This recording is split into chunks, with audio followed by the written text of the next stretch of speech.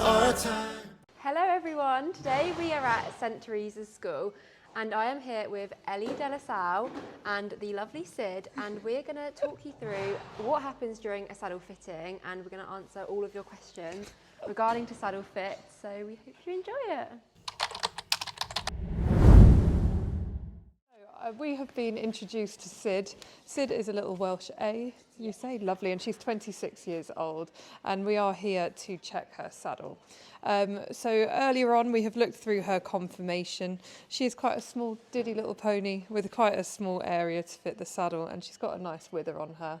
Earlier on we trotted her up and saw that she was quite even and very straight with her movement, so now it's time to fit her saddle.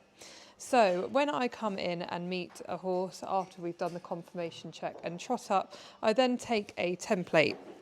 Using my flexi curve, I will take 3 templates, and they will give us a nice amount of information as to whether or not she's got even muscle, if she has any extra curvature to the spine, and we also get to monitor it every time we come back to see if there's any changes.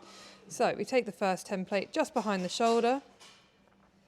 She's nice and diddy, so I can reach over, but you are supposed to do it on both sides.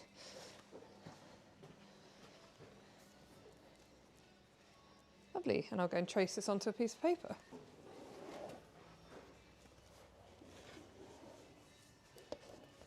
Fabulous, and then we move on to the next one. This one will be of the T18, and we follow to the back of the ribs and trace up to her spine, and this gives us our maximum area of where a saddle should sit. So again, using my flexi curve, just tracing her, hoping that she's still square, perfect. And I'll go around and do the other side.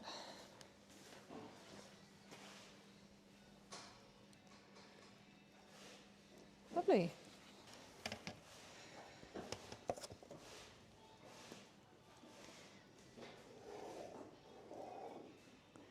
And then lastly, we trace the withers and the spinal curvature. Because Sid is 26, we do expect to see some spinal dropping and more of a sway back. And this just helps monitor if she has changed over time with her age. Good girl.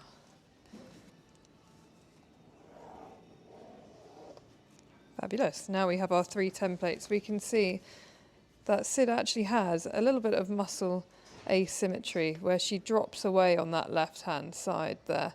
So this will be something to keep an eye out when we fit the saddle. We could see the saddle slipping to that left-hand side. So this is Sid's saddle. So we're now going to pop it on her back and see how it fits. Lovely. So now we've got it on, we just check to see, there's lots of things that we look for. So we're looking for the evenness of the contact throughout the saddle. So I'm just feeling the panel underneath, and it's a really nice contact here. I do exactly the same again, crouching down for Sid, and just feeling along the panel, seeing that I've got a nice and even contact throughout the panel here, which I do. It's a really nice fit. We also have a lovely amount of clearance for her wither. She has got quite a pronounced wither, and she's got a really nice amount of room there for her. Gosh, she's molting everywhere. Nice amount of room there for her. We then check these girth straps to see if they sit within the girth groove. Sid uses these 2 straps, and you can see it follows the contour of her body into that girth groove area really, really nicely. The length of the saddle is lovely for Sid, so it comes up here. It's a really nice length of saddle, and yeah, we've got a nice amount of balance. It's a lovely stable saddle on her, so yeah, we're looking quite good. So we've established that Sid's saddle fits really nicely, but should it not fit nicely, there's many things that we can do to her particular saddle. It's a changeable gullet saddle. So this means that there's a bar inside that we can actually change the width for. So if that spring grass has hit Sid and she's gone a little bit chunky, we can make the saddle wider. We also have the chance of putting some flock inside the panel as well, which is a wool material, kind of like stuffing for your teddy bear. It goes inside the panel and we can make it fit the contour of her body. So you're happy with how Sid's saddle fits, but what would be some signs that it doesn't fit? Absolutely. There's lots of things that you can look out for. So especially when ridden, you might find that her movement's gone a bit short or stuffy if she's trapped behind her shoulders. But then there's also other signs where she might put her ears back, or her nose might be tense, or even you see the whites of her eyes. And then sometimes you might even get some tail swishing as well if she's unhappy. If it's a really serious case, she could even start bucking or rearing, but we'd hope that it's been checked before that point. And how often would you like to come and see her? So if we have fitted a brand new saddle, the flocking inside the saddle is really, really fluffy. So that initial check we like to see in 6 to 8 weeks' time. But then as a maintenance fitting, we like to see every 6 to 12 months, ideally the 6-month mark, because then you get to see them in winter mode and in summer mode as well. So we've had quite a lot of spring grass come through We at have. the minute. Can that have an influence on saddle fit if they were to put on weight? Absolutely, yes. So what you have to look out for is with that spring grass, they do get a bit fat. And the fat packs often sit just behind their scapula. And this can make your saddle a little bit narrow. Typical signs that your saddle's too narrow is it can slip forwards and go up their neck. If your saddle's too wide, it can sometimes slip backwards. Not strictly true all the time, but tends to work that way. And what about if your pony maybe had some time off work and then was coming back into work? Would their muscle development also change quite a lot? Yes, you're going to see horses that haven't been in work, they often don't have very much muscle, and then over time they grow more muscle, and that again can make your saddle more narrow. So if they're coming through a rehab program, it's always worth keeping a closer eye on that saddle fit and getting your saddle checked more regularly. So this is Cookie. She's really well known to us for being asymmetric. And when we say asymmetric, it means they're different on both sides. And primarily for her, it's in her shoulders. So this shoulder here, it actually finishes really far back. But on the other side, as we come over, it's really far forward. So this is something that we have to consider when tacking up and putting our saddle on, that we're actually placing the saddle which fits best for the scapula that comes furthest back. This can affect the way the saddle fits because the shoulder is a moving part, and if you were to place it far forward because you've tacked up on this side, for example, this shoulder is going to get blocked and you're going to see a difference in her movement. Also, because the shoulders move, it will also cause the saddle to swing at the back because the shoulder's pushing it out the way. So this is Cookie's saddle. It's a really lovely fit on her. It's got a really nice contact throughout, and it's a nice balanced seat. It's a lovely length as well, so there's lots to like about this saddle. So this is not Cookie's saddle, fortunately. This saddle is very much too narrow, as I can't even get my hand down the front. It should be like feeling a warm knife through butter, and my hand gets really super stuck before I've even reached the panel. We've also got a huge amount of clearance on the wither. If anything, it just looks a bit silly. You as a rider will also be sat really far back. As you can see, it's tipped backwards, and it's very uphill, so the rider will be putting all of their weight at the back of the saddle. As I feel through the contact of this saddle, it's also super tight just underneath these stirrup bars, so it's too narrow for Cookie. She's got quite a wide spine. We've got to make sure there's enough clearance, and that's really, really evident with how narrow it is at the back. I've only got less than 2 fingers width, and her spine is probably about 4 fingers wide. So this saddle is also not Cookie's saddle, and the reason it's not Cookie's saddle is because the end of her rib cage comes to about here, so we're far, far too long for her. So this also isn't Cookie's saddle because it's really, really too wide for her. We have absolutely no clearance around the wither, and we also can't reach all the way down to the base of the wither, which is called the T13. If the T13 or the base of the wither is blocked, they can't engage their hind end, so it makes a big difference having that much freedom. Being too wide, you'll see that it lifts at the back and it flaps around quite a lot, and that movement's going to cause instability for both the horse and the rider. So, how did you become a qualified saddle fitter? So I actually trained to be a saddle fitter during COVID. Everyone turned to their hobbies, and my mum is a saddle fitter, so I followed suit. I trained with the Society of Master Saddlers, and I did a 4-year apprenticeship, which in turn led to quite a few exams, both written and practical exams. And then, yeah, I've been a saddle fitter for about 7 years now. What is your favourite thing about your job? The favourite thing about my job, there's so many aspects that I really enjoy, but I would say predominantly the problem solving. Quite often it's not just your routine check, but there's a reason why we've been called out if the horse is upset, bucking, rearing, or the rider just simply can't get the horse to work properly. So it really does make you rack your brain and find the answer to the problem. And when you do get it right, you can see not only the rewarding nature of the horse then being happy, but you also then get the partnership with the rider happy too. And that, yeah, I really take that home. It's good. How can a half pad be used to change the fit of a saddle? Would this be a quick fix or a temporary measure? So it's very much dependent on the combination. Fortunately, Cookie doesn't need a pad because she's got quite a nice high-sprung rib cage and a flatter back. But when you have that thoroughbred type, the really A-framed types where they fall away from the spine, you might want to use a half sheepskin pad. This gives the saddle a platform to sit on instead of sitting too deeply behind, next to the spine. We've also got the use of a shimmable pad, and as you can see, we can fill up each pocket with a block of foam.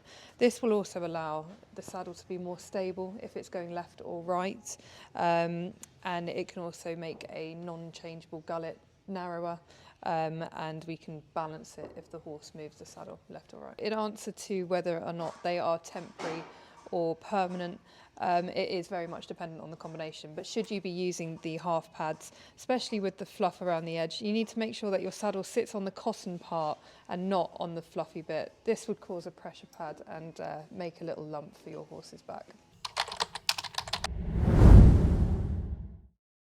Okay, so this saddle needs a flocking because it's just slightly unbalanced at the front. So we've got 2 big flocking holes here. When we come to flock the saddle, there are, in this particular saddle, we've got 2 flocking holes, which is great for us. We've got access, and there's one up there as well. In this particular saddle, it uses the grey wool. Okay, so that's Jacob's wool. So we have different types of wool which you use in the panels. So we've got obviously Jacob's wool, the white wool, and obviously synthetic wool. Okay, we don't mix these up. Okay, so for argument's sake, that particular saddle takes Jacob's wool. This is what we should be using. We don't want to mix the wool. This is actually what I took out of a saddle yesterday, just to give you an example. This particular saddle had Jacob's underneath, and somebody had put white wool on top, and you can see the consistency of the wool balls up differently. So you can see this hasn't lumped up at all, but the white wool has on top of the Jacob's, just because it's totally different consistency. So we don't like mixing wool. So hopefully your saddle fish doesn't mix the wool. Please make sure when you've been riding in the rain, you take your numnut off and let it dry in a separate place, because that moisture will soak up into the leather and then you'll end up with this balling anyway. I do recommend you get your saddle fitters to strip and reflock your saddles at least every 2 to 3 years, because you'll feel it's quite hard. You want some cushioning in that saddle. That's the whole reason why you have your wool in the panels, to give it a soft cushioning for your pony's comfort. Okay, so this particular saddle has come in for a strip and reflock, and as you can see, there's no movement in that panel and it's absolutely solid. So we're definitely going to strip and reflock this and make that a lot softer. And that is absolutely, there's absolutely no give in there whatsoever. With this particular saddle, this has got marks in it from the saddle rack. Can you see the 2 V's either side there? So what it's done is push the flocking either side, and that's purely and simply because of the saddle rack that they've been using. When you have the rounder shape saddle racks, which we'll show you in a minute, always make sure you put a pad underneath your saddle, or you can get some foam lagging for outdoor pipes. Make sure you put that around it, but to keep them in place, just get some cable ties and just to hold them in place because they will move. That's what I would recommend, because obviously you're paying good money to have your saddle flocked and balanced, but then you're putting it back on a saddle rack and it's getting those V's and it's pushing the flocking out of the way. So that's causing, can you just see that? The flock's moved right across there and right across there. So this is a really good example of a saddle rack that has been covered in the lagging that I was talking to you about, you know, from the waterproof piping. As you can see, if we take this off, okay, this is what causes the marks. When you looked at that V on the panel, this is what caused it. It's the weight of the stirrup irons and stuff just pulls it down, and then it just catches there. So like what they've done here, they've literally just got hold of it and put it around. I would use cable ties just to hold that in place. So it literally just, you can go anywhere, any hardware shop and buy it, B&Q, whatever, or even go onto Amazon and just buy it online. But there you go. I mean, that just really helps and protects the saddle. I would also put just a couple of cable ties on there just because I'm fussy. But yeah, that's a good example of what your saddle rack should look like. If not, use just a single pole. That's also just as good.